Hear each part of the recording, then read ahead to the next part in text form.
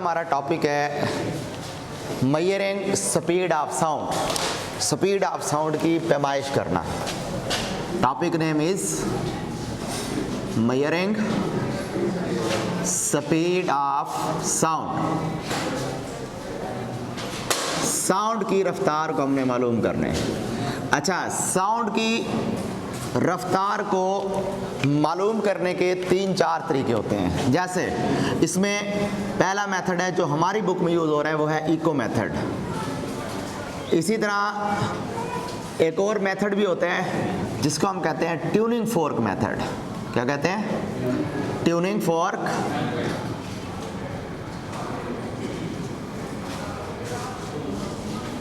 ठीक हो गया। इसी तरह और भी मेथड होते हैं, बट मोस्ट कॉमनली जो मेथड यूज होते हैं वो कौन से हैं? इको मेथड और ट्यूनिंग फोर्क मेथड। अच्छा, अब इको मेथड को में स्पीड ऑफ साउंड कैलकुलेट करने के लिए फार्मूला लगेगा V = S/T। क्या फार्मूला होगा? V = S/T। और ट्यूनिंग फोर्क मेथड में चूंकि वेव्स को हम ऑब्जर्व करेंगे तो उसके लिए फार्मूला लगेगा V = F λ वाला। बैरल हमारी बुक में चूंकि इको मेथड है तो इट्स मीन इको मेथड में हमने फार्मूला कौन सा लगाना है? V = S/T वाला फार्मूला लगाना है। तो अब इसमें सबसे पहले देखते हैं कि हमने इसमें काम क्या करना है। सबसे पहली चीज़ जो रिक्वायर्ड अपरेटस है, अपरेटस की बात कर रहे हैं जी कि रिक्वायर्ड अपरेटस क्या होगा। रिक्वायर्ड अपरेटस के अंदर सबसे पहले नंबर पे आपके पास एक स्टॉप वॉच होनी चाहिए। पहले नंबर पे क्या हो जी? Stopwatch. स्टॉप वॉच के बाद आपके पास ये एक मेजरिंग टेप होनी चाहिए। क्या हो जी आपके पास? Measuring tape. मेजरिंग टेप के बाद एक तीसरी चीज़ होनी चाहिए कि जहां आप ठहरे हैं ना, जहां से आपकी साउंड रिफ्लेक्ट होके वापस आए, यानी जिस साउंड की इको प्रोड्यूस हो, वो जो दीवार हो सामने वो फ्लैट होनी चाहिए, सीधी होनी चाहिए और प्लेन होनी चाहिए, और सबसे अहम पॉइंट सख्त होनी चाहिए। फ्लैट हार्ड वॉल होनी चाहिए, सॉफ्ट नहीं होनी चाहिए। तो फ्लैट एंड हार्ड वॉल, ये 3 चीज़ें हैं जो आपके इस एक्सपेरिमेंट में हमने यूज़ करनी है। पहली चीज़ स्टॉप वॉच, दूसरे नंबर पे मेजरिंग टेप, तीसरे नंबर पे फ्लैट और हार्ड वॉल। अब आपकी बुक में उन्होंने जो काम किया, उन्होंने कहा है कि आप तालियां बजानी है आपने। यही काम तालियां बजाने की बजाय आप कोई सी 2 लकड़ियां ले लें, उन 2 लकड़ियों से भी आप कर सकते हैं। आमतौर पर जब हम लैब में ये एक्सपेरिमेंट परफॉर्म करते हैं तब हमें इन 3 चीज़ों के अलावा एक चौथी चीज़ भी लेनी पड़ती है। हम कोई 2 स्टिक ले लेते हैं जिनकी चौड़ाई ज़्यादा होती है, ताकि जब हम मारें ना तो मारने के दौरान क्या हो, साउंड प्रोड्यूस हो सके। चौड़ाई उनकी यानी फटी टाइप जो लकड़ियाँ होती हैं ना, 2 इस तरह के लेते हैं ताकि उससे साउंड क्लियरली पैदा हो सके। बहरहाल अभी हम बुक को ही फॉलो करेंगे, तो बुक के मुताबिक ये 3 चीज़ें रिक्वायर हैं। अब सबसे पहला काम क्या करना है? फ़र्ज़ करें यहाँ पे आप ठहरे हुए हैं, इस जगह पे ये हमने एक वॉल्व देखी जहाँ में ऐसी वॉल्व नज़र आई है जो थी भी फ्लैट वॉल के साथ साथ और क्या थी? हार्ड थी। जो हमारे रिक्वायरमेंट थी वो कंप्लीट हो गई। Flat hard wall, flat and hard wall, ये रिक्वायरमेंट कंप्लीट हो गई। उसके बाद नेक्स्ट मेजरिंग टेप लेनी है। मेजरिंग टेप लेकर आपने इस वॉल से 50 सेंटीमीटर दूर ठहरना है। कितना? S = 50 centimetre. वैसे डिस्टेंस ज़्यादा या कम भी ले सकते हैं, लेकिन जो नॉर्मली हम डिस्टेंस यूज़ करते हैं वो कितना है? 50 सेंटीमीटर। आपने जी यहाँ से 50 सेंटीमीटर डिस्टेंस पर ठहर जाना है, जो अमूमन एक्सपेरिमेंट के अंदर हम यूज़ कर रहे होते हैं। ठीक है, 50 सेंटीमीटर डिस्टेंस पर रहने के बाद हमने ये फार्मूला लगाना है V = S/T। हमें S मिल गया है लेकिन T नहीं पता। T से मुराद क्या है? T से मुराद वो टाइम जो साउंड के यहाँ से जाकर वापस आने का है, वो हमने टाइम पुट करना है। ठीक है, साउंड का जाना और जाके वापस आना, यानी हमें ये जो इको है, इस इको का, या इसको एको भी प्रोनाउंस करते हैं, इसका टाइम नोट करना है। टाइम जो हमें मिलेगा स्टॉप वॉच की मदद से उसको यहाँ पुट करेंगे, डिवाइड करेंगे, हमें स्पीड ऑफ साउंड मिल जाएगी।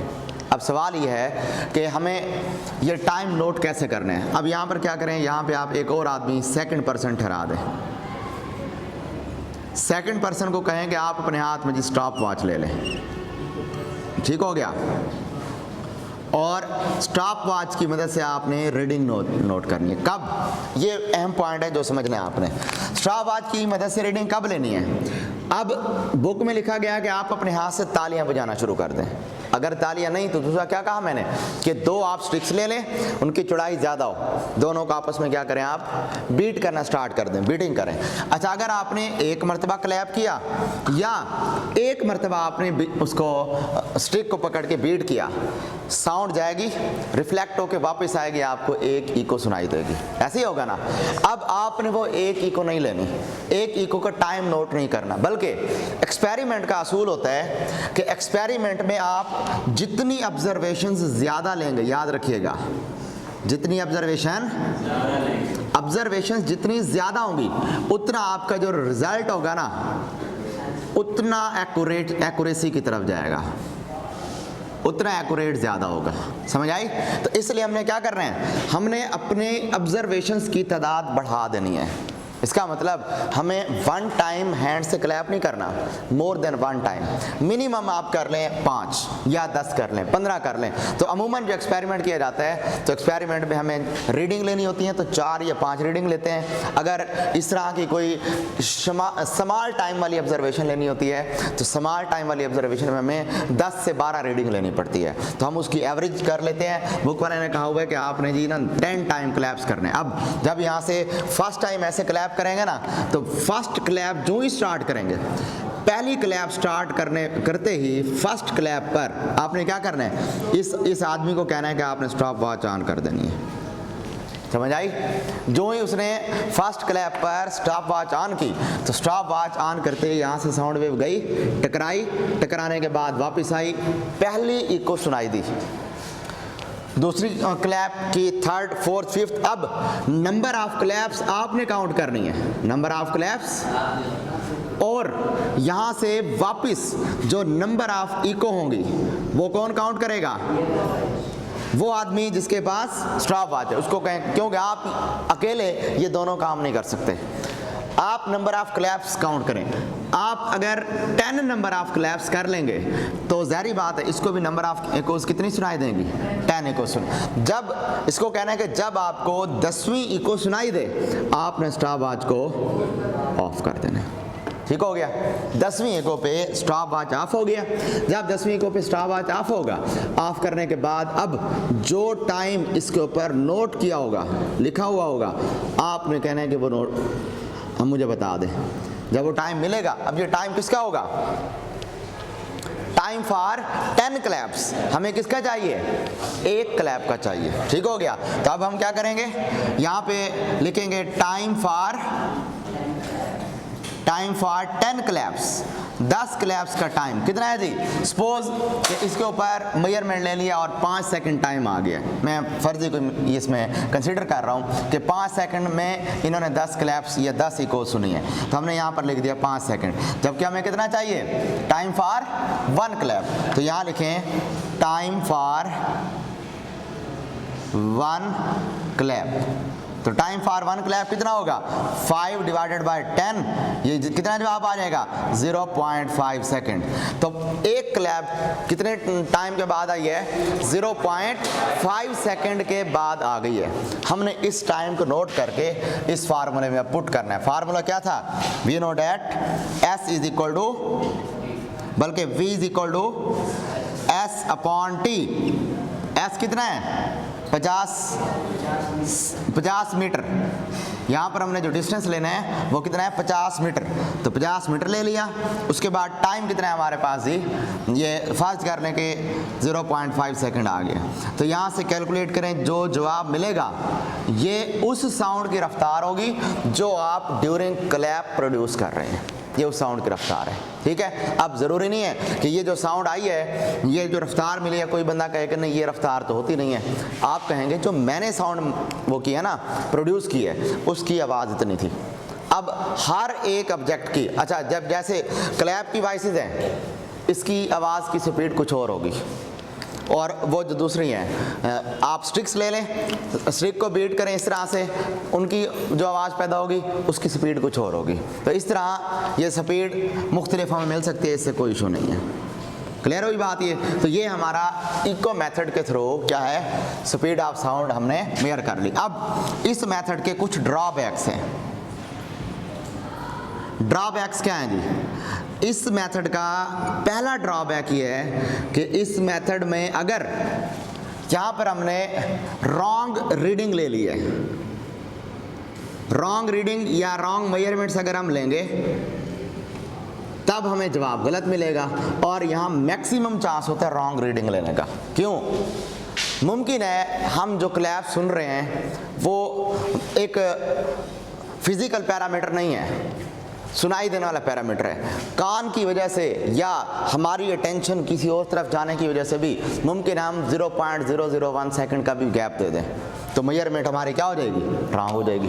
तो मैक्सिमम चांस होता है इस मेथड में ये रॉन्ग मेजरमेंट लेने का, ये इसका ड्रॉबैक है। दूसरा, ये चूँकि एक्सपेरिमेंट परफॉर्म कर रहे हैं किसी कमरे में या किसी कमरे के बाहर कर रहे हैं, ज़ाहिर बात है वहाँ पर क्या होगी, टेम्परेचर भी होगा और ह्यूमिडिटी भी। और हम देखते हैं कि मुख्तलिफ लोग मुख्तलिफ जगहों पे जाके ये एक्सपेरिमेंट कर रहे हैं। इसका मतलब क्या हुआ? इसका मतलब हर एक जगह पर ह्यूमिडिटी मुख्तलिफ होगी और उस हिसाब से उसकी जो रिज़ल्ट आएगा वो भी मुख्तलिफ आएंगे, तो ये ड्रॉबैक है। सिमिलरली अगर हम ये एक्सपेरिमेंट मुख्तलिफ जगहों पे जाके करें तो टेम्परेचर की भी चेंजिंग होती है, टेम्परेचर की चेंजिंग की वजह से स्पीड भी हमें चेंज मिलेगी। तो पता लगा कि इस मेथड में ये 3 ड्रॉबैक पॉसिबल हैं जिसकी वजह से हम इस मेथड को इतना ज़्यादा यूज़ नहीं करते। समझ आ गई? हाँ, छोटे लेवल पे बच्चों को आसानी से समझाने के लिए मेथड यूज़ किया जा सकता है, बट ज़्यादा सूटेबल नहीं है ये इसकी कुछ ड्रॉबैक्स हैं। और हमारी बुक में ये वैसे ड्रॉबैक नहीं लिखे हुए, बट आपको मैंने बता दिया कि ये पॉसिबल ड्रॉबैक्स हमें ड्यूरिंग एक्सपेरिमेंट नज़र आते हैं, जिसकी वजह से हमें ज़्यादातर मूव करना पड़ता है किसकी तरफ, ट्यूनिंग फोर्क मेथड की तरफ। ट्यूनिंग फोर्क मेथड के अंदर हम एक शीशे की ट्यूब लेते हैं, उसके अंदर हम लिक्विड फिल करते हैं और लिक्विड के अंदर फिल करके वहाँ हम बोलते हैं, साउंड वेव जनरेट करते हैं। साउंड वेव जनरेट करके, और वो अगर बोलते नहीं हैं तो कम से कम ट्यूनिंग फोर्क भी लेकर वहाँ से भी हम ये परफॉर्म कर सकते हैं एक्सपेरिमेंट। ट्यूनिंग फोर्क लेकर टच करते हैं, वहाँ वेव्स पैदा होती हैं, उन वेव्स की वेवलेंथ और फ्रीक्वेंसी नोट करके स्पीड मालूम की जाती है। वो मेथड ज़्यादातर एक्सपेरिमेंट के तौर पर यूज़ किया जाता है।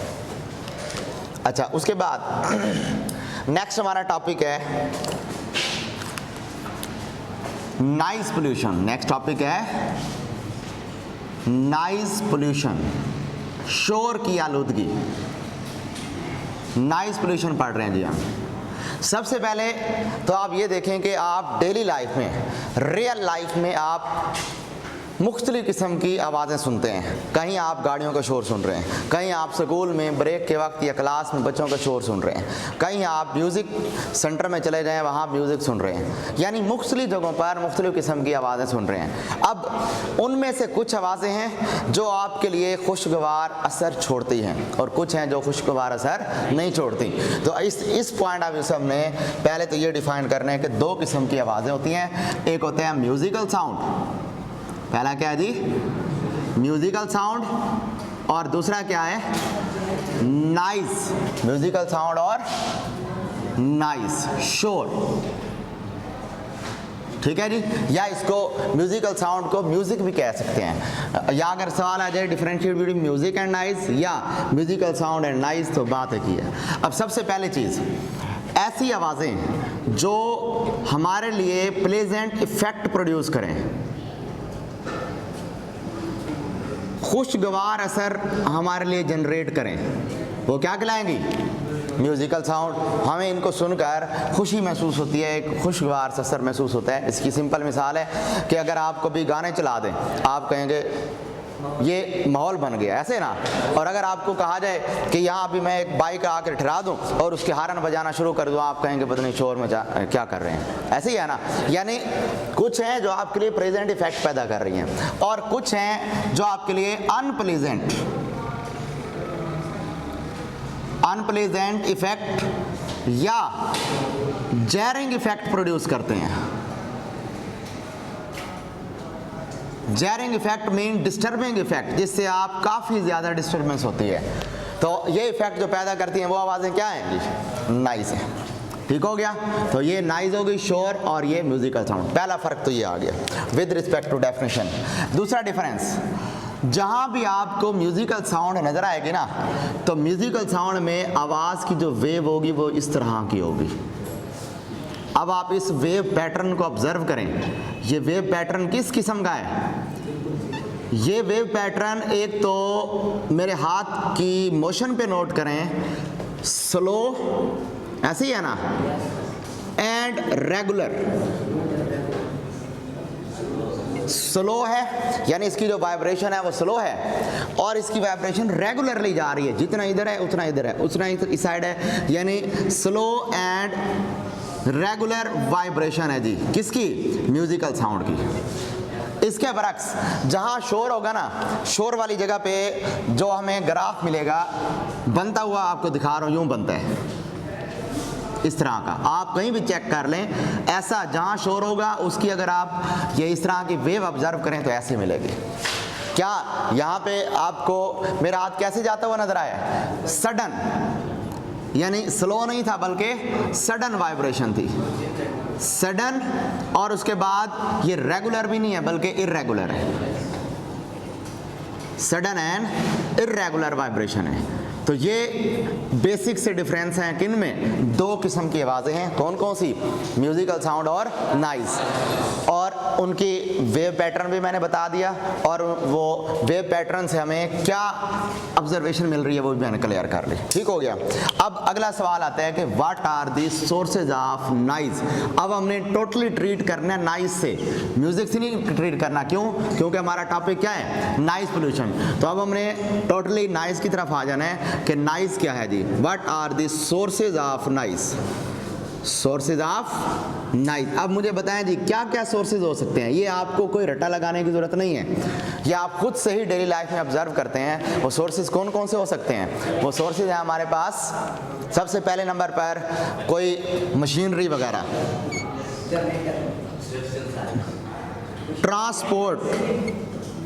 ट्रांसपोर्ट्स, उसके अलावा ट्रांसपोर्ट मशीनरी होगी, हैवी मशीनरी होगी। अब ट्रांसपोर्ट मशीनरी और हैवी मशीनरी के अंदर कौन कौन सी चीज़ें हैं? उनके हारन, उनका चलना, उनकी, अच्छा डोर की बात करें, डोर की स्लैमिंग का होना, बार बार ऐसे डोर स्लैमिंग करता रहता है और उसकी हमें इस तरह ची ची टाइप की आवाज़ आती रहती है, ये आवाज़ भी हमारे लिए शोर पैदा कर रही है। ये सारे सोर्सेज हैं। पंखा है, पंखे के अंदर बैरिंग लगे हुए हैं, अगर इनके बैरिंग में प्रॉपरली बैरिंग सेट नहीं है तो पंखा चलेगा, आवाज़ पैदा कर रहा होगा। नया पंखा लें वो आवाज़ पैदा नहीं करेगा। तो ये भी क्या है? शोर का सबब बन रहे हैं, सोर्स है इसका। तो आपने अगर शॉर्ट क्वेश्चन आ जाए कि what are these sources of noise, तो आपने सिर्फ बुक वाले नहीं लिखने, आपने क्या करना है उसमें जो जो चीज़ें आपकी डेली लाइफ में आपको ये नज़र आते हैं कि उससे शोर पैदा हो सकता है, वो सारे आप इसमें लिख सकते हैं। ठीक है, जिसमें ट्रांसपोर्ट हो गई, हैवी मशीनरी हो गई, हैवी मशीनरी हो गई। अच्छा, ये अब बेसिकली यही दो चीज़ें हैं, इन्हीं दो चीज़ों के अंदर ही तमाम एग्जाम्पल्स मौजूद हैं। ट्रांसपोर्ट लफ्ज़ लिखने का मतलब हर चीज़ आ जाएगी, इसके अंदर गाड़ियों के हारन आ जाएंगे, हर किस्म की गाड़ी आ जाएगी। अच्छा, हैवी मशीनरी से मुराद, अब पहले हमने छोटी मशीनरी की बात की है, अब यहाँ हैवी मशीनरी, जैसे कि आप किसी ऐसी जगह जनरेटर की बात कर लें, हैवी मशीनरी है, आप उसके करीब जाएँ तो आपको वहाँ ठहरा ही नहीं जाएगा। जैसे आप यहाँ मुजफ्फरगढ़ में मुख्तलिफ जो ये सेंटर बने हुए हैं, जैसे हमारे पास हो गया जी बुरजान हो गया, या मुख्तलिफ किस्म के सेंटर बने हुए हैं, यहाँ पर आप देखें इनके बाहर उन्होंने लगाए हुए हैं, या मुख्तलिफ बैंक्स के बाहर उन्होंने जनरेटर लगाए हुए हैं, अंदर वो क्लियर मतलब कि सही बैठे हुए हैं, लेकिन बाहर उनका शोर बहुत ज़्यादा है। तो वो भी क्या है? सोर्सेज ऑफ नॉइज़ हैं। तो पहला शॉर्ट क्वेश्चन कंप्लीट हो गया कि नॉइज़ के सोर्सेज क्या क्या हो सकते हैं। उसके बाद अगला सवाल आता है कि what are the effect of noise.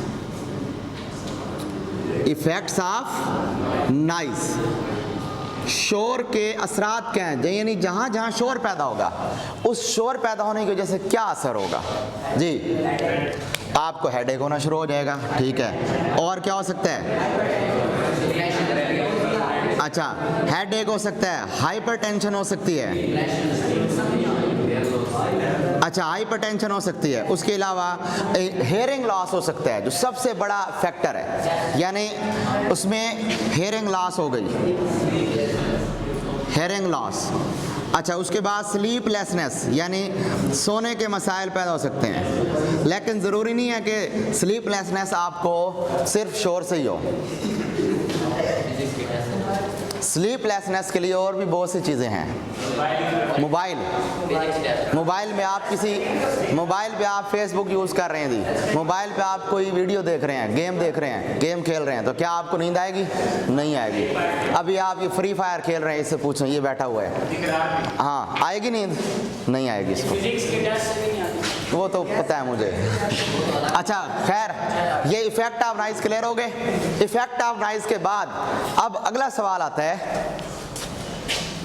अगला शॉर्ट क्वेश्चन कि नॉइज के लिए जो सेफ लेवल है साउंड का, वो सेफ लेवल क्या है जी? अब अगला सवाल क्या है जी? Safe level, safe level for noise, यानी कि अब हम इस चीज़ से तो नहीं बच सकते कि शोर ख़त्म कर दें, ये तो नहीं हो सकता। हाँ ये पॉसिबल है कि अब हम ये चेक कर रहे हैं कि अगर कोई बंदा शोर में काम करता भी है, जैसे लोग मिल वर्कर हैं, वहाँ मिल में काम कर रहे हैं, या और भी बहुत से लोग हैं जिनको शोर में काम करना पड़ता है, तो अब उसके लिए अब हम एक लिमिट डिसाइड कर रहे हैं कि नॉइज़ में अगर चले रहते भी हैं तो कितनी लिमिट तक वो वहाँ रहें कि उनको ज़्यादा इफ़ेक्ट पैदा नहीं होगा। तो उसकी मुख्तलिफ जो एडवांस कंट्रीज़ हैं ना, उन कंट्रीज़ में जो उसकी सेफ़ लिमिट है, ये सेफ लिमिट ये दो फैक्टर पे डिपेंड करती है। एक कि उसका जो साउंड का लेवल है वो कितना है, और उसका एक्सपोजर टाइम कितना है। एक्सपोजर टाइम क्या मतलब है इन दोनों का? इन दोनों से मुराद ये है, सेफ लेवल से मुराद कि अगर कोई बंदा शोर में काम करता भी है, उसकी जॉब का भी इशू है, तो पहला पॉइंट कि वो वहाँ रह के कितना साउंड लेवल बेयर कर सकता है। तो अमूमन जो हमें काम करने वाले लोगों को डेली बेसिस पर जो साउंड लेवल ऑब्जर्व करना पड़ा है, साउंड इंटेंसिटी लेवल, वो तकरीबन 85 to 90 डेसिबल होते हैं। ये हम नॉर्मली ऑब्जर्व करते हैं, और ये एमसीक्यू के पॉइंट ऑफ व्यू से वेरी वेरी इंपॉर्टेंट है। ठीक है, दूसरा पॉइंट, ये जो ये लेवल है ना, अब हमने ये देखना है कि इस लेवल को अगर हम कॉन्टिन्यूसली सुनते रहें, कितने टाइम तक सुनते रहें कि उस टाइम से अगर मज़ीद बढ़ा दिया तो हमारे लिए ये जो इफ़ेक्ट ऑफ नॉइज़ हैं, headache, hypertension, hearing loss, sleeplessness और इस तरह के फैक्टर, वो है हमारे पास कितना, 8 घंटे, 8 आवर। आपने अमूमन ऑब्जर्व किया होगा कि जितने भी मिल वगैरह हैं या हैवी मशीनरी जहाँ चल रही हैं, जहाँ शोर ज़्यादा होता है, वहाँ पर वर्कर्स का मैक्सिमम टाइम 8 घंटे है। वो इसी बुनियाद पे है, समझ आई, ताकि वो इस 8 घंटे में 85 से 90 डेसिबल साउंड इंटेंसिटी लेवल तो बेयर कर सकते हैं। अगर इससे ज़्यादा जाएंगे तो फिर वो उनके लिए नुकसानदेह होगा। उनको 8 घंटे के बाद रेस्ट चाहिए, वो रेस्ट जब कर लेंगे उसके बाद फिर वो अगले दिन आके 8 घंटे काम करें। अब आपने देखा होगा कि वो लोग जो डबल एक्स्ट्रा टाइम लगा रहे होते हैं, वो अपना बनिस्बत उन लोगों के जो डेली बेसिस पर बस 8 घंटे लगा रहे हैं, जल्दी मतलब मुख्तलिफ किस्म की बीमारियों का शिकार हो जाते हैं। नॉर्मली ये ऑब्जर्व किया गया कि जो मिल में हमेशा वही जाता है जिसकी कहीं जॉब नहीं लग रही होती है, जो गरीब होता है, और वो चाहता है कि मैं अपने बच्चों को अच्छी से अच्छी वो करने के लिए ज़्यादा डबल टाइम या 3 टाइम मुख्तलिफ टाइमिंग में वो शिफ्टिंग ज़्यादा कर देता है। अब जब वो ज़्यादा करेगा, अपनी उम्र से पहले ही उसको मुख्तलिफ किस्म की बीमारियाँ शुरू हो जाएंगी। तो इस वजह से ये चीज़ क्लियर है कि अगर हम 8 घंटे ही काम करते रहें तो मिल वर्कर को भी इतना ज़्यादा इफेक्ट होता ज़रूर है, बट इतना ज़्यादा इफेक्ट नहीं होता, वो सेफ जोन के अंदर होता है। अच्छा, ये बात क्लियर होगी। उसके बाद नेक्स्ट आखिरी है जी कि हमने अब क्या करना है, हाउ टू रिड्यूस नॉइज़।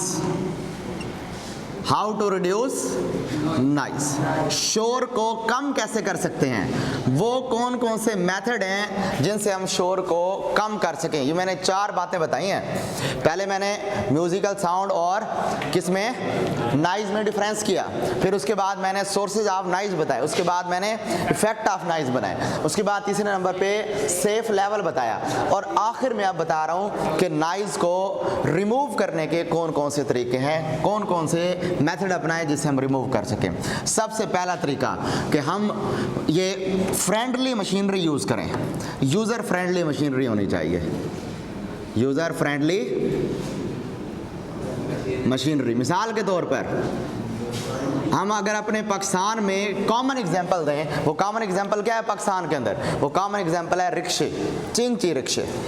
क्या आप ऑब्जर्व करते हैं, उनकी शोर ज़्यादा, चलाने में भी मुश्किल, नॉर्मली मुल्तान में या लाहौर में चले जाएं ऐसे हैं, चलाने में भी मुश्किल, शोर भी ज़्यादा, स्पीड भी इतनी नहीं है, और धुआं भी ज़्यादा निकाल रहे हैं, यानी हर हवाले से वो नुकसानदेह है।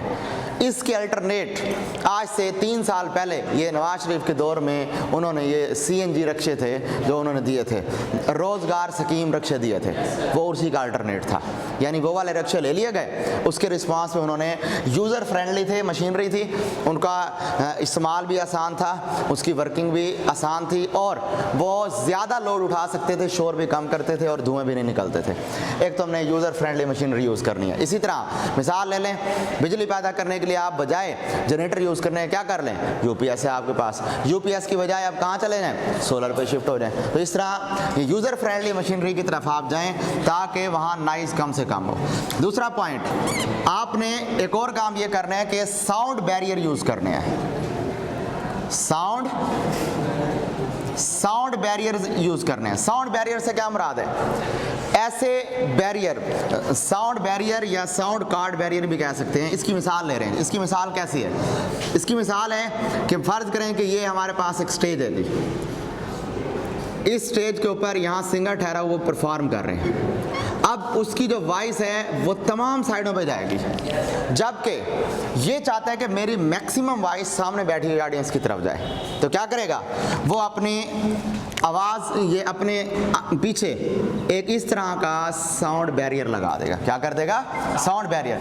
अब फ़र्ज़ कर लें कि ये वो पॉइंट है जहाँ से आवाज़ पैदा हो रही है, आवाज़ पैदा होके इधर उधर तो जा रही है, बट मैं चाह रहा हूँ कि जो पीछे वाली आवाज़ है उसको भी मैं ले यहाँ से पीछे कहीं ना जाने दो, बल्कि बिल्कुल डायरेक्ट कहाँ पे, जो अपने ऑडियंस की तरफ। उसके लिए मैंने क्या काम किया, यहाँ से जी इस तरह से ऑब्ज़र्व किया, तो यहाँ से जो पीछे की तरफ साउंड वेव जा रही थी ना, उन साउंड वेव्स के आगे मैंने साउंड बैरियर यूज़ कर दिया। अब साउंड बैरियर का क्या काम है, आने वाली साउंड वेव जब उससे टकराएगी तो उसको दोबारा बाउंस बैक कर देना। अब जितने एंगल पर वो आके टकराएगी उतने एंगल पे वापस आएगी। तो अगर ये 15 डिग्री पे आई है तो तकरीबन उतने एंगल पे वापस आएगी। तो कर्व्ड साउंड बैरियर यूज़ करने का फ़ायदा ये होता है कि जिस मर्जी एंगल पर ये साउंड वेव आके उससे टकराए तो उसने जाना कहाँ होता है, बिल्कुल सीधा, और उसकी ऑडियंस बिल्कुल उसके सामने बैठी हुई है। इसका सबसे बड़ा बेनिफिट क्या हुआ कि वो आवाज़ जो पहले इधर उधर शिफ्ट होकर जा रही थी वो डायरेक्ट ऑडियंस की तरफ बिल्कुल सीधी चली गई। तो ये भी हमने क्या कर लिया, साउंड बैरियर यूज़ कर लिए, कर्व्ड साउंड बैरियर। और ये इस प्रोसेस का नाम होता है अकॉस्टिक प्रोटेक्शन। इसको हम कल वाले टॉपिक में पढ़ेंगे। बहरहाल साउंड बैरियर यूज़ करके हम अपनी आवाज़ को पीछे पहुँचाने के बजाय ऑडियंस तक पहुँचा दिया हमने। लास्ट है कि आपने पेट्रोल की जगह रिप्लेस कर दें किसको, CNG। पेट्रोल की जगह किसको यूज़ कर दें, CNG या LPG। ठीक है जी, यानी इनकी तरफ अगर आप शिफ्ट हो जाएंगे तो इससे क्या फ़ायदा होगा कि आपकी जो गाड़ी है उसका धुआं भी कम होगा, उसकी आवाज़ भी कम होगी, और ये पेट्रोल की निस्बत ज़्यादा सूटेबल होगा। ये हमारे पास वो 3-4 पैरामीटर और भी बहुत से हो सकते हैं, बट आप ये 3-4 लिख देंगे इनफ है, जिससे आप नॉइज़ पोल्यूशन को रिड्यूस कर सकते हैं, मिनिमाइज़ किया जा सकता है। ख़त्म नहीं कर सकते, मिनिमाइज़ कर सकते हैं।